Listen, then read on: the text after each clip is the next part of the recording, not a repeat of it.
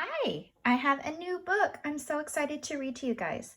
So today's book is I Am Gandhi.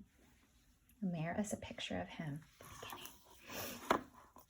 Then if you look on the inside cover, it always gives us clues. So we are going to read and see what those are. Gandhi. There's a picture. I am Gandhi. Today, people call me strong, unafraid, unstoppable. I wasn't always that way. As a child growing up in India, I was shy, afraid of the dark. I was also afraid of snakes. I would very much not like to see it. Ooh, a snake. Wanna see it? Can you tell I was small? I spent most of my time with books. I wasn't good at sports like soccer. In fact, I'd run home after school afraid that people would make fun of me. But I liked taking nice long walks. A long walk is a great way to spend the day. Try it. You'll like it. Even with all my books, I wasn't a great student. I was bad at multiplication. And one day, when I got one of our spelling words wrong, the teacher pointed to another boy's paper. What's he doing? He wants you to copy it from me, so you'll get the right answer. I didn't think that was the right thing to do. That's not how you learn. When the teacher scolded me, I wasn't bothered. In my life, I did not copy others' work. However, there was one story that was worth copying. It was a play I read in school about a man named Shravana Kumar. Shravana was so devoted to his parents that when they were too old to travel, he literally carried them on his back. This is a picture I will never forget. It was an example I wanted to follow. One person carrying others who needed help. My father had a good job. He was a political leader. But there were many who had no jobs. They were the poorest of the poor. They were treated terribly and had the worst jobs. There were even different laws that applied to them. Back then, the British were so powerful, they ruled India. To get a good job like my father, I eventually moved to London, England, and became a lawyer. I even dressed up real fancy, trying to look rich and more British. Mohandas, see how many poor people there are? When you are born poor, life is hard enough. But in India, there was a group of people called the untouchables who weren't allowed to make a better life for themselves. When I moved back to India, I had my first case in court. This was the moment I trained for. All I had to do was question the witness. I don't feel so good. He doesn't look so good. The moment I stood up, my heart sank to my boots. It was like the room was spinning. I sat back down without a word.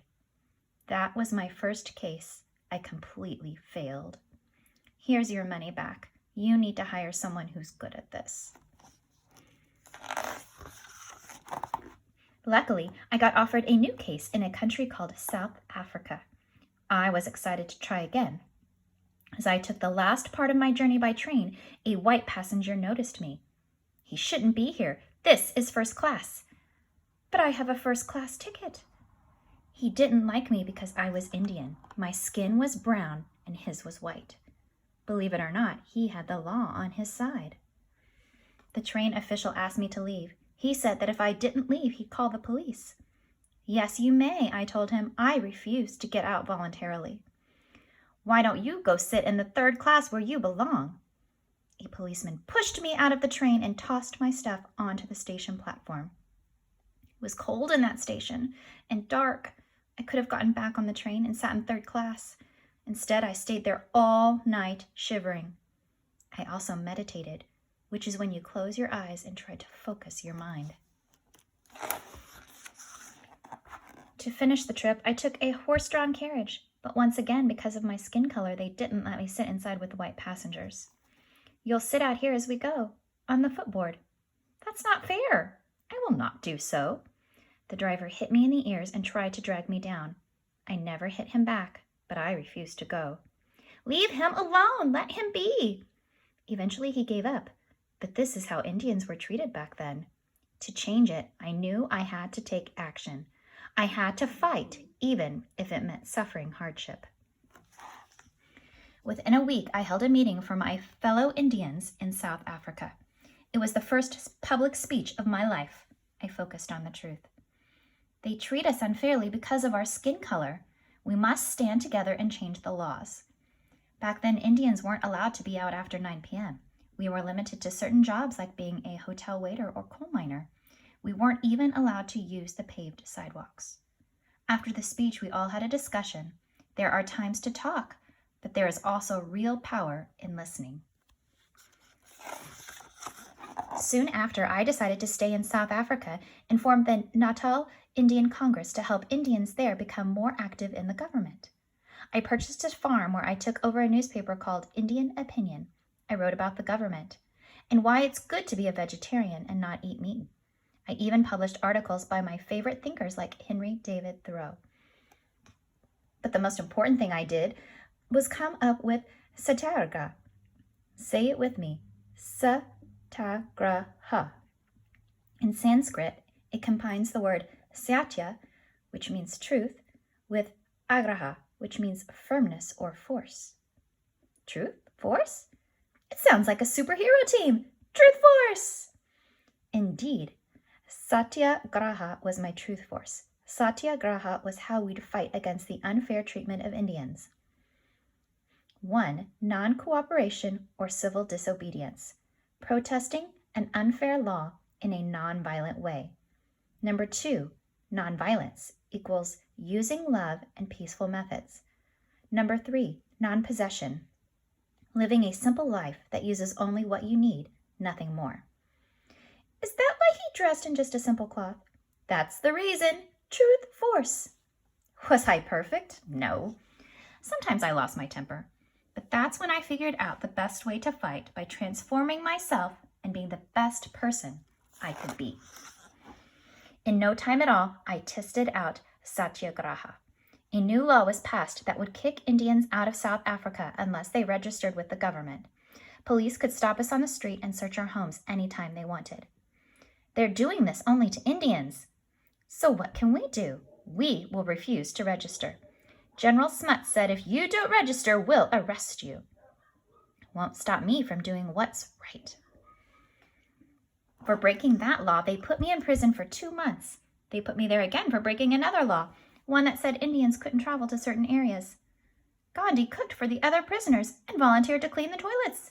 That's gross. Only if you believe it is. Doing hard work makes you a stronger person and a happier one. Reading my favorite authors' books helped me keep learning about how to change a bad system without violence, and how even when your body is locked up, your mind is free. I'm not sure what that means. It means my message and my thoughts are stronger than these prison walls. You know what's even stronger than that? People working together. Soon we started more settlements and farms where those who practiced satyagraha could live a simple life in peace. At Tolstoy Farm, we focused on praying, studying, making things, and working in our garden. What are you making? Leather sandals. Gandhi wasn't just leading us. He was providing for us too. As our peace army grew, so did our strength. When the South African government made Indians pay more taxes than white residents and refused to improve the safety of coal miners, we decided to protest by striking. No one will go to work tomorrow. As we marched together, what began with a few dozen people grew to over 2,000. The more of us they arrested, the more people joined us. It was just like Thoreau taught. Instead of using violence to protest the unfair rules, Indian people used a peaceful method. No one went to work at the coal mines. Without workers, the coal mine companies would go out of business. Now the only question was, would it succeed? It took years, but the South African government passed the Indian Relief Act of 1914, improving the lives of many Indians. I gave one of my greatest adversaries, the general who'd had me arrested all those years ago, a pair of leather sandals. Why are you giving me these? I made them. They are a sign of friendship. Better to make friends than enemies. Truth Force wins. Truth Force. After 21 years, it was time to take what I had learned in South Africa back to my home in India. India was still being run by the British, who treated us terribly, And worst of all, Indians still treated some other Indians terribly too. Gandhi, there's a family outside. They need a place to stay, but they are untouchables. We should turn them away. We need to carry others who need help. Let them in. Everyone is welcome here. To protest the unfair British laws in India, we held another strike. For one full day, no one went to work. All of India, every shop, farm, restaurant closed down. The British got so mad they sent their soldiers to an event that celebrated the religious New Year for many Indians. Over 10,000 people were gathered peacefully in a place called Jallianwala Bagh. Get the Indians! The soldiers attacked the crowd. Over 1,000 were injured. Hundreds were killed. They hit us hard. It was tempting to hit them back. But violence will never get you what you want. As the head of our organization, the Indian National Congress, I called for massive boycotts, which meant we would stop going to British schools and stop working for British employers. I know what we must do. Instead of buying British clothing, I urged people to use spinning wheels like this to make their own clothes. I would spin thread every day. I even made this cool outfit. And if you recognize, that is the picture from the inside cover. It's a spinning wheel. Truth Force! Please say, we're using Truth Force again. We did. By representing independence, his spinning wheel became so popular, it was on the original design for India's flag. That's cool. I did not know that. I had to make sure that as many people as possible heard my message. To do that, I relied on the same thing as when I was younger. I walked. Only by standing together, rich and poor, could we be free from this unfair government. Only united are we unstoppable.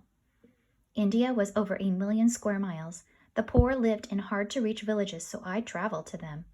For 7 months, I ate the same meal 3 times a day. 16 ounces of goat's milk, 3 slices of toast, 2 oranges, and some grapes or raisins. That didn't mean everyone was on my side. Even though my work against the government was peaceful, the British again put me in prison, this time for 6 years. I smiled as they took me to jail. But within 2 years, I got sick there. The government knew people would be enraged if something happened to me, so they let me out. I did not mind prison. It allowed me time to read, pray, learn, and keep spinning. I went right back to my mission. The British government still wouldn't leave India. They passed new laws called the Salt Acts, which said Indians couldn't make or sell our own salt. We had to buy it from the British. Now our food tastes terrible. We need independence. This country is ours, not theirs. I'm writing a letter to the government warning them this is their final chance to change the laws. Time for more Truth Force, isn't it? Now, could we convince the British? We marched. On March 12, 1930, 78 people joined me as we headed toward the sea. I was 60 years old, walking 240 miles, 10 miles each day for nearly a month. The farther we walked, the more people joined us. They poured water on our paths to keep the dust down. They tossed flowers and leaves to make it easier to walk on. Where are we going? You'll see. The crowd soon ballooned to thousands, stretching back for 2 miles. Reporters around the world told our story. I still don't know where we're headed. You'll see. The British want us to stop. Then we must keep going. 24 days later, we reached our destination, the village of Gandhi near the Arabian Sea. There I gave my signal to the nation. What's he doing? There's something in the sand. I picked up a handful of salt left by the waves. That's it. I never raised my fist. I never carried a weapon. But in that act, holding salt that wasn't bought from the British government, I fought back. I broke the law, with the entire world watching. Soon after, I was arrested again. But over the next few days, thousands of Indians broke the same law. Just a few clumps of salt united our people and made the whole world realize how poorly the British were treating us. From there, it still took years, but we were on our way to India becoming a free country. That seems like a really dumb law. I think a lot of folks agree with you. Truth, force. My struggle wasn't done, though. Remember the untouchables, the poorest of the poor? They were still suffering. I was in jail, but I could act. What's he doing? He says he's fasting, that he won't eat until the untouchables are treated fairly. Doesn't this guy ever give up? No, I don't, and I never will. Sir, people all over the country, they heard what you're doing. They're treating the untouchables fairly now, letting them into their temples. They could lock me up, they could put me in the dark, but they could never, ever defeat me. In my life, I was the small one, the skinny one, the poor one, even the shy one, but I was never the weak one. Over many years, I had many fights, but to fight by purposely avoiding violence, to refuse to raise your fist no matter what is raised against you, some would call that foolish, madness. But what it really is truth force, is courage. Today, Gandhi's famous Satyagraha is as powerful as ever. It inspired civil rights movements all across the world, including those led by Martin Luther King Jr. and Nelson Mandela. For his amazing work, people started calling Gandhi Mahatma, which means great soul. We also call him Bapu, which means father.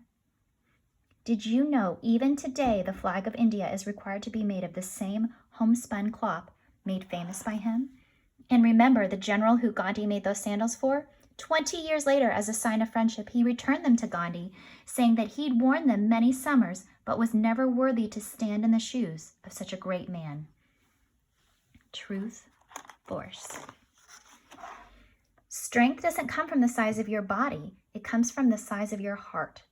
Show love, especially when you want to fight unfairness. You must help others who are in need. Carry them on your shoulders. Speak up for them when they don't have a voice. Hold true to your beliefs. I am Gandhi, and in a gentle way, I will shake the world. Truth, force. There's a picture of Gandhi. In a gentle way, you can shake the world. And so he was born in India on October 2nd, 1869. And there he is at age 7. And there's the Salt March. And there he is at his spinning wheel. And there's the current Indian flag.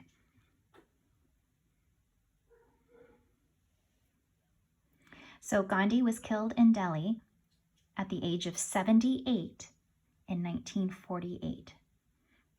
And then on October 2nd, 2007, which remember, that was his birthday, International Day of Nonviolence, first celebrated in Gandhi's honor. And that, my friends, there's those spinning wheels. That's the story of Gandhi. And it's important because the actions of Martin Luther King Jr. were semi-based on Gandhi's actions of nonviolence. Truth force.